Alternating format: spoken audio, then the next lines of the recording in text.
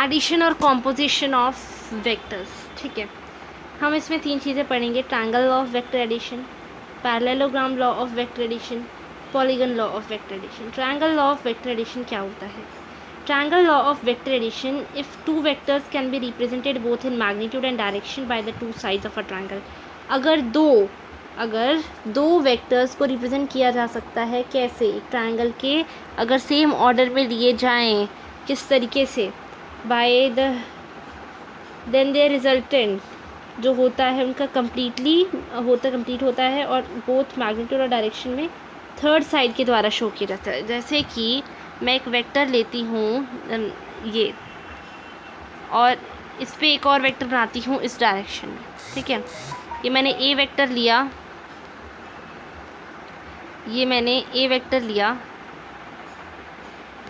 B vector लिया। जब हम इसके ही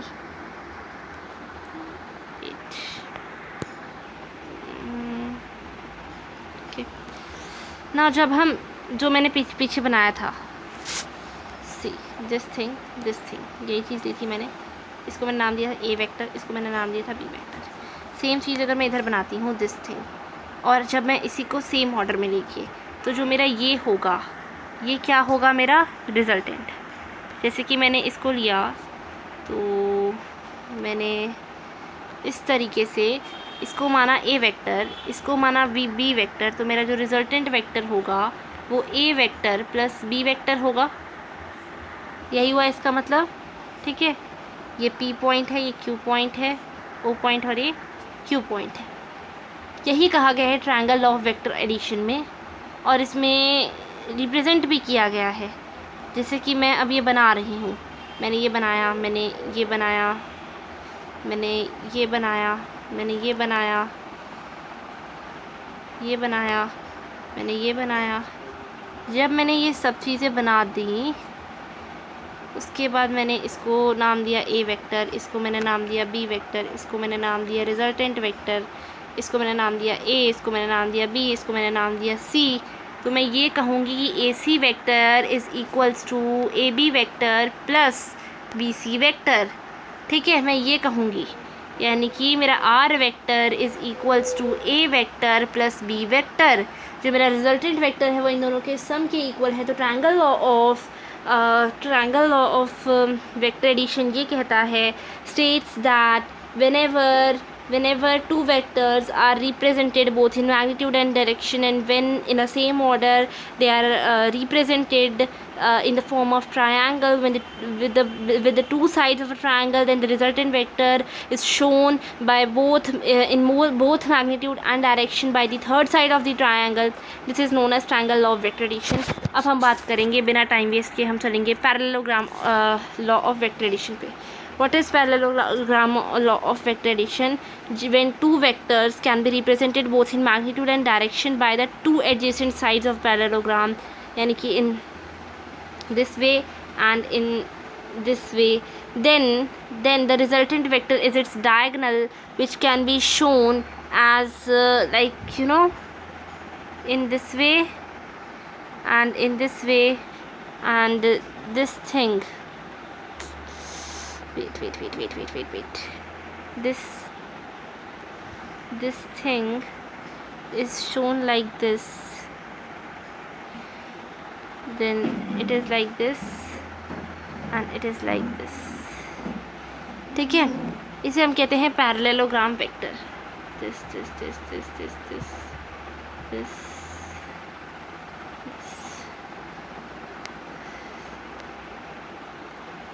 is A vector, this is B, this is C, this is D। तो ये पैरेललोग्राम वेक्टर, इसमें ये A वेक्टर होगा, ये B वेक्टर होगा, तो जो रिजल्टेंट वेक्टर है वो ये होगा। सिंपल। ठीक है, तो is represented by the magnitude direction by the diagonal of the parallelogram. जिस तरीके से मैंने शो किया वही चीज़ है, इसमें सेम केस आ जाएगा हमारा वही वाला। अब polygon law of vector addition पे चलते हैं। What is polygon law of vector addition? If see this parallelogram हो गया। Polygon law of vector addition क्या होता है? If a number of vectors are represented both in magnitude and direction. अब अगर नंबर ऑफ वेक्टर्स को हमें represent करना है बोथ मैग्नीट्यूड और डायरेक्शन में, ओपन पॉलीगॉन के मतलब साइड्स के द्वारा जो कि सेम ऑर्डर में लिए थे। तो जो रिजल्टेंट होता है दोनों मैग्नीट्यूड डायरेक्शन के द्वारा शो किया जाता है by the closing side of the polygon, closing side के द्वारा पॉलीगन के। ठीक है, किस तरीके से हमने अब शुरुआत की वेक्टर्स की, ध्यान देना ज़रा। हमने कहा हमने ये वेक्टर बनाए, हमने बनाया, सब छोड़ो, हमने बनाया, इसको हमने नाम दिया ए वेक्टर। हमने ये बनाया, ओहो, हमने बनाया, हमने इसको नाम दिया बी वेक्टर। अब जो हमारा रिजल्टेंट वेक्टर होगा वो क्या होगा? हमारा रिजल्टेंट वेक्टर होगा, ये होगा कि नहीं, जो कि क्या होगा रिजल्टेंट वेक्टर, ए वेक्टर प्लस बी वेक्टर, है ना। अब पॉलीगन अगर बनता है तो वो कैसे, कितनी भी साइड्स होती है, कितनी भी नंबर ऑफ, फिर हमने ये बनाया। अब जब हम ये बनाते हैं तो इसको हमने नाम दिया सी वेक्टर, दिया कि नहीं।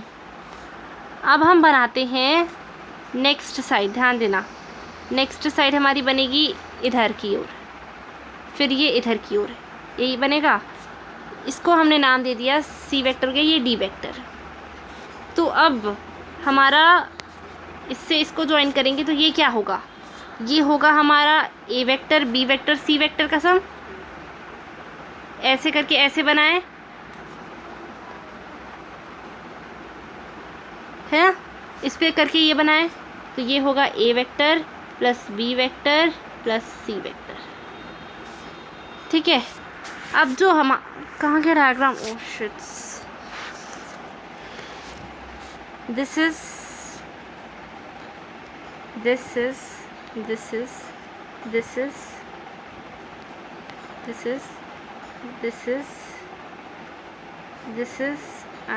is। जब हम वेक्टर बनाएंगे तब जब हमने ये वेक्टर बनाया तो इसको हमने ए वेक्टर कहा, ये वेक्टर बनाया हमने इसको बी वेक्टर, क्या हो रहा है आज, इसको हमने कहा बी वेक्टर। तो जब हम ये बनाएंगे तो हम इसको क्या कहेंगे, ए वेक्टर प्लस बी वेक्टर कहेंगे कि नहीं। और एक बात बताऊं, हमने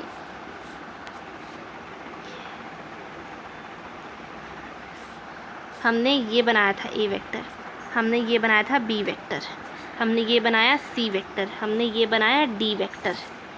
ठीक है, अब ये जो लाइन जुड़ेगी इधर, इसको हम नाम देंगे A vector plus B vector. ये जो लाइन जुड़ेगी इधर, ठीक है, डायगोनल है ये पॉलीगन के, इसको हम नाम देंगे A vector plus B vector plus C vector. यानी कि इसमें ऐड हुआ ये वेक्टर भी, ये वेक्टर भी, ये वेक्टर भी। अब जब हमने इस वाले को नाम दिया डी वेक्टर, तो जो हमारी ये वाली लाइन बनेगी, ये वाली लाइन को हम नाम देंगे A vector plus B vector plus C vector plus D vector. ठीक है, ये हमारा पूरा रिजल्टेंट वेक्टर आया है, this is a resultant vector. ठीक है, इसे हम कहते हैं parallel polygon law of vector addition in which more than one magnitude and directions are, or you can say number of vectors are represented both in magnitude and directions. ठीक है, then it is shown by the open side of open polygon, by the side of an open polygon. The resultant is represented both in magnitude and direction by the closing side of the polygon. ये इसकी क्या थी, closing side थी। ठीक है, अब next हम बात करते हैं, अच्छा अब अगर हमें इसे प्रूव करना हो, तो पहले मैं डायग्राम दिखा देती हूँ। ठीक है, इस डायग्राम पे ज़रा गौर देना। अगर हमें इसे प्रूव करना हो, ठीक है, ये डायग्राम दिख रहा है ना, इस साइड डायग्राम दिख रहा है, इस साइड डायग्राम दिख रहा है, इस साइड प्रूव करती हूँ। ओके, सबसे पहले ट्रायंगल लो ओ पी क्यू या P Q P O Q, in triangle P O Q ले लिया। हाँ, इसमें हमारा रिजल्टेंट वेक्टर क्या है, O Q vector which is equals to A vector plus B vector. Then हमारा ट्रायंगल लो Q O S, then Q O S लिया जब, तो हमारा ओ एस वेक्टर क्या हुआ, A vector plus B vector plus C vector. यही कहा ना भैया हमने, क्योंकि हमारा ओ क्यू वेक्टर और प्लस हमारा क्यू एस वेक्टर। ये वेक्टर और ये वेक्टर के ट्रायंगल तो ये ले रहे थे हम, तो ये वेक्टर और ये वेक्टर काउंट करेंगे। जब हम ट्रायंगल लेते हैं कौन सा, जब हम ट्रायंगल लेते हैं ओ एस टी, जब हम ट्रायंगल लेते हैं ओ एस टी तब हम लेते हैं अपना 3, ये वाला और ये वाला, यानी कि A vector plus B vector plus C vector और प्लस आखिरी वाला डी वेक्टर। तो हमारा लास्ट वाला ट्रायंगल रिजल्टेंट प्रूव हो जाता है। अब हम बात करते हैं वेक्टर एडिशन इज कम्यूटेटिव का मतलब क्या होता है।